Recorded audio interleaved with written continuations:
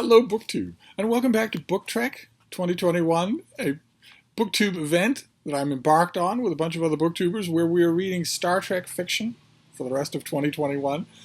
We started with the original series, Kirk, Spock, and McCoy, and we have moved on for the month of September to The Next Generation, which is a franchise I'm happy to say I now get. I don't know that I'll ever love it in the way that you really love a Star Trek franchise. I know there are quite a few Next Generation fans that will know exactly what I'm talking about because they love the Next Generation in that way. For me, that first love will always be the original series, and also for me, and I know this will cause howls of outrage in some quarters, for me, the only other time that love was ever kindled was Star Trek Voyager, which has odd pockets of virulent resistance in the Star Trek world. I love Voyager. We'll be doing Voyager in November. And in October, we'll be doing Deep Space Nine, which has some moments in it that I think are as good as anything Star Trek has ever done. And also some wonderful episodes. We'll have a lot to talk about with Deep Space Nine. But for now, we're finishing with The Next Generation. And I went into this not liking TNG, thinking it was boring and derivative. And it's not. And I get that now. I see a lot of what I didn't see before. What I needed, as I said at the very beginning of the month, was a way in. I needed a way in. I did not need assurance that there was anything in, because Star Trek fans tend to be really smart, and too many of them over the decades have said they love this show for me to think there's nothing there. I just needed a way in, and I was resistant to that because, well, it can mean rethinking old opinions, which is sometimes awkward, but I have a way in. I found a way in, thankfully, fairly early in the month. And that way is the bridge crew, is the central cast. I'm sort of leaving Guinan out of things, but the central cast of The Next Generation and the camaraderie that they have amongst themselves that is symbolized in the original run of the TV show by the regular poker game that some of these officers have on a regular basis, and to which, famously, at the very end of the episode of the whole show, Picard joins them. And suddenly they are one cohesive team, one unit, one family, even. I found that way in, and I've been very much enjoying that. I've been looking for that element in all the Star Trek Next Generation novels that I read. Sometimes I haven't found it. Next Generation novels, I've noticed, no offense here intended to the show, but I've noticed that the Next Generation novels tend to be really bad. I've done enough reading now in the course of the month of September to constitute a kind of informal survey, and these things, they're technically better written than the original series, but they're much worse as novels. In quite a few of them, the drama has seeped out completely, and that's kind of strange considering how much momentous stuff is happening in the continuity of The Next Generation. That continuity is going to be a little bit of a bugaboo because, unlike the original series, The Next Generation shares its continuity with the next two iterations of the show that we'll be looking at. That's unusual. Star Trek, the original series, takes place 70, 80 years before the era of The Next Generation.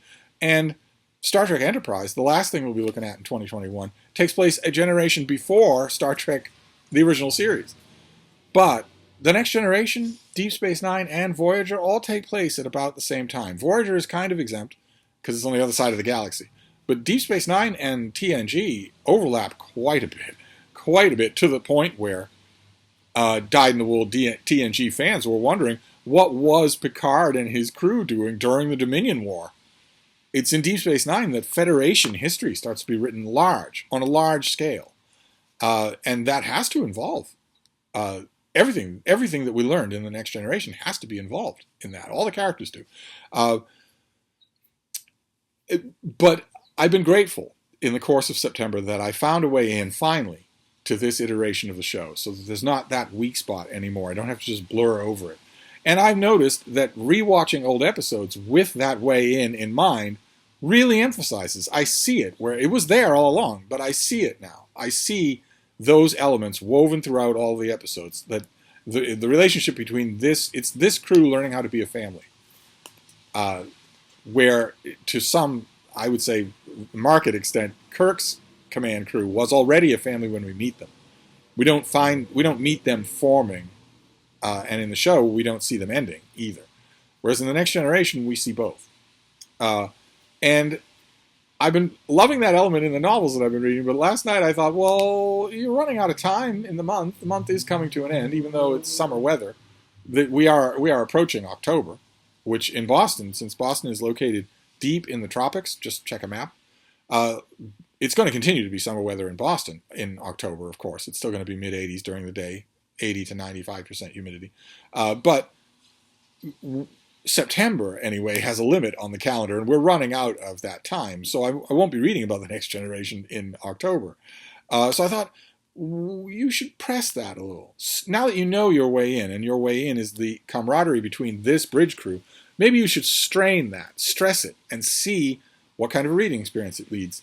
And I have a huge number of Star Trek novels, and I found a series that has been informally dubbed by fans the Ecclesiastes series. A time to grow, a time to die, a time to heal, a time to sow, a time to reap. That they're all it's like 7 or 8 books, one storyline, all with titles derived from the famous verse in Ecclesiastes. And the storyline is meant to bridge the gap between 2 Next Generation movies. So when in one TNG movie, the crew is seasoned. They have been at this a long time. They are still basically together. But the TNG movies themselves point the way towards that no longer being true. Towards them scattering to the wind, just the way the original series of movies scattered our characters to the wind, where Sulu has his own ship, where Uhura talks about chairing a seminar at the academy, where Scotty seems to be semi-retired, talks about buying a boat. McCoy goes out into the wilderness. Spock goes to Vulcan. That seems to be a kind of a rite of passage in these 2 crews, where one of the things you have to do as a fan is watch that camaraderie dissolve. Watch it, and not so much dissolve, but scatter, where our characters aren't together anymore. And that paves the path for Star Trek The Next Generation novels that aren't really Next Generation novels, except that they star characters from the show. Like, for instance, there's a long string of Star Trek novels that aren't TNG novels. A long string of Star Trek novels in which Riker is in command of a vessel of his own. He's a captain. And Beverly Crusher goes to Starfleet Medical, and Riker and Troy marry. And Troy and her mother are involved in the rebuilding of the planet Betazid after it was invaded by the Dominion. Famously, in Deep Space Nine, at the end of the Dominion War, Martok becomes emperor, he becomes the leader of the High Council of the Klingons, and he takes Worf as his ambassador. So not only is Worf not part of the TNG crew anymore, he's not part of any Starfleet crew anymore. He's in politics back on Kronos, and so on and so forth. All the way down the line, these characters start to embrace different futures apart from each other. I can easily picture how the old Steve would have reacted to that. Would have said, without any hint of fairness, would have said, well, see, for those 7 years on the original show, the Enterprise D was just another posting for all of these people. It wasn't anything special any more than it was for Picard, who always struck me back then as a sort of peevish middle manager who's just taking this job because it's the next thing in his promotional line, and will take the next one the same way, but who isn't invested in any of it. That's what the old Steve would have said. But in reality, the old Steve would only have said that by ignoring the fact that it happens to his own crew. It happens to all crews. They don't stay together. That makes their reunions all the more interesting. And that's what this series of books is designed to do. It's designed to tell a story about an upheaval and an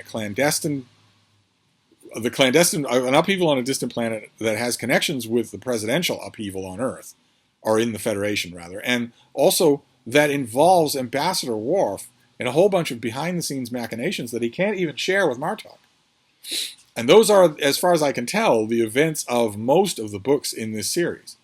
And the reason I say, as far as I can tell, is because last night, on a whim, I decided to read the last book in the series, even though I haven't read any of the others. The last book is called A Time of War, A Time for Peace. It's by Keith DeCandido, and I was, last night, very late at night, rather solemnly, slightly drunkenly assured by someone in a position to know that every effort was made to make this novel comprehensible, even if you haven't read anything else in the series. I put that to the test last night, and I have to say, I loved this book. Just loved it. If I don't know, other books in the series were written by other authors, so I don't know if that bodes well for the whole series, but I loved it. I never felt like I was behind the momentum of the events. I felt like I was perfectly well kept up to speed, and I loved the characters. Just loved them. I especially love the character of Worf all throughout this book. I don't know why he's not on the cover. You've got General Martok. I keep calling him General Martok because that's how you know him for series after series in Deep Space Nine. But you've got Martok on the cover, and you've got Scotty. And those of you who are not up on your Star Trek lore might wonder, why is Scotty on the cover? Well, in an episode of The Next Generation, the crew of the Enterprise D finds a ruined shuttle on the surface of a Dyson sphere, and locked in a permanent refresh cycle in the shuttle's transporter conduits is Mr. Scott. He found a way at the last minute to make himself effectively immortal. At least for when they rematerialize him, boom, he's in suddenly the 24th century, having been gone from recorded history for 75 years. And this book takes place 10 years after that. Scotty's been in the current Federation, the 24th century Federation, for 10 years. We learn in this book that he helped the Federation against the Dominion, that he took an active part in the Dominion War, and is extremely well known. Admiral Ross, who is the main character in the final few seasons of Deep Space Nine as the leader of Starfleet during the Dominion War, is also a major character in this book. And there's a scene at one point where he and Scotty are walking about the mall around Starfleet. They are at the Presidio, and they have a sort of a private conversation, and reference is made. Admiral Ross makes reference to the fact, yes, I might be the toast of the moment right now, and I might be the most famous face of Starfleet at the moment, but the universe owes its existence to you many times over. You come from a time of legend. I love that moment. I love how unassuming Scott is about it in that moment, and he plays a major part in this book, which is great. Just fantastic. I like so many other original Star Trek fans, I found it incredibly disheartening. At the same moment that I loved it, in The Next Generation, that episode where Scotty comes back, there's a great scene, just great, where he goes drunk to the holodeck and orders it to show him the bridge of his old ship. And the crew for The Next Generation mocked together a perfect replica of the old original series set with the plastic seats and the bleeping lights and whatnot. And when the door opens on that bridge, Scotty is overcome with emotion. He stands there on the bridge. It's a moment that any original Star Trek fan will remember till their dying day. He stands there on the bridge, hoists a glass, and says, "Here's to you, lads," because they're all long gone. He is long gone. The Scotty from that time is long gone. All those legendary episodes, all those amazing adventures, are long, long over. And while he's sitting there wallowing in self-pity, Jean-Luc Picard comes into the holodeck to talk to him. And they have a conversation about their various ships and whatnot. It's a wonderful moment. Jimmy Doohan does a great job, his final job as Scotty.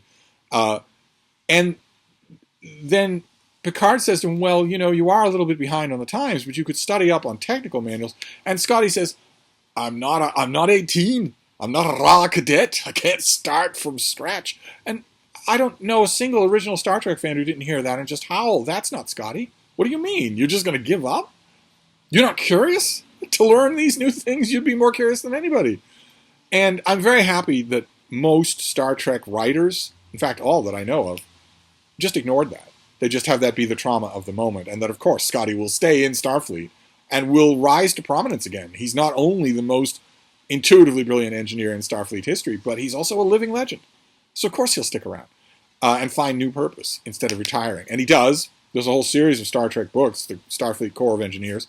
He's a major character in all of those. He's in what is probably my single favorite, one of my favorite Star Trek novels, Ship of the Line. He has a great time. He's a big character in that.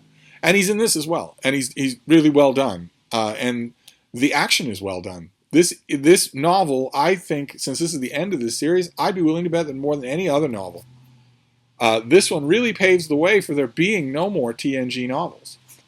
Not really. I mean, every once in a while, a writer may be able to convince the powers that be at Pocket Books or whoever publishes Star Trek these days that they want to go back in the past and tell a story from the original cruise of the Enterprise D with all the old characters.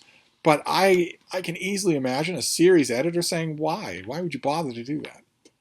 So much has happened since then. Why would you bother to do that? Why not just set a novel in the post-TNG era that has been mapped out in so many of these books?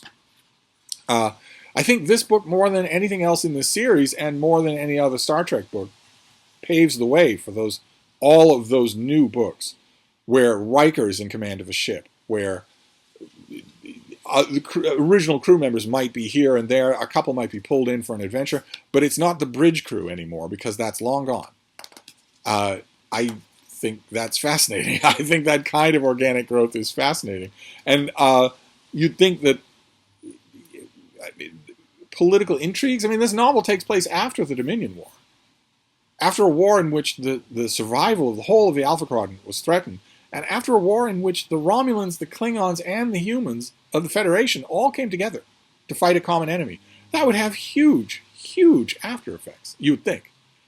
And this book hints at a lot of that. There's a lot of talk of that DeCandido handles extremely well, so that it never feels like just bald information dumps. There's lots of action in this book as well. And you might think, okay, well, if this book is pointing the way to a new kind of Star Trek fiction, then I must be all the more eager to read it. But actually, the thing I'm most eager to do is read the previous volumes in this series. I was told, one person who is in a position to know told me, every effort was made to make this book comprehensible to someone who has not read the other books in the series. Well, I would say that worked. But I also talked to someone who said, no, don't read it. Why would you read it first? The whole series is really good. Read the whole series. The series, just in general, will really appeal to you. I'm going to give that a try. I don't think that'll be what I report tomorrow, but I think this afternoon I will read the first book in the series here. I don't quite know. I don't quite know which book that is. I'll have to see if there's a list of them. Like, for instance, does this thing give a list? Yes, okay, predictably enough, A Time to Be Born by John Vornholt is the first one. Then A Time to Die, also by John Vornholt. Then A Time to Sow by Dayton Ward and Kevin Dillmore. A Time to Harvest, also by those two. Then A Time to Love and A Time to Hate, both by Robert Greenberger. Then A Time to Kill and A Time to Heal, both by David Mack. And then this last one. So it looks like most of the books in the series were written two at a time by the same author. And then this last one by Keith. So I'll read A Time to Be Born tonight, but I'll read something else as well, so I have something to report on to you tomorrow that isn't just this book, isn't just this series. Boy, though, I enjoyed it. And it tested my way into this series in just the way that I was hoping. Because this is not the bridge crew.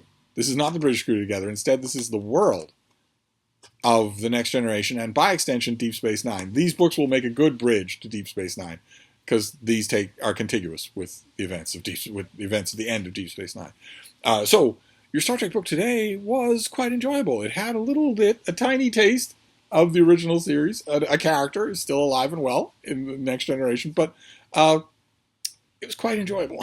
So we'll see. I'm going to pick something. I'll read the rest of the books in this series, but I'm going to pick something completely different to talk about next time. So I'll wrap this up for now, and I'll see you soon. Thank you, BookTube.